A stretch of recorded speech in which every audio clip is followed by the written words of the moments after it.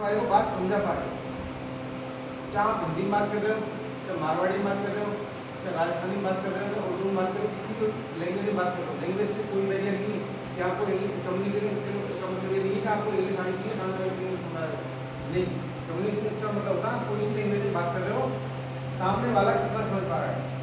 अगर आपका पूरी तरह सारी बातों को समझ रहा है, इसका मतलब आपका बेटर कम्युनिकेशन स्किल है, तो आप कोई सी भी लैंग्वेज यूज कर रहे हो।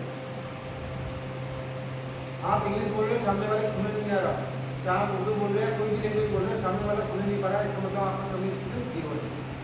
चाहे कितने भी हाई फाई पढ़े लिखे हो, आप बिल्कुल इंग्लिश फ्लुएंट बोलते हो, लेकिन अगर सामने वाला बात नहीं समझ पा रहा है, आपका कम्युनिकेशन जीरो है।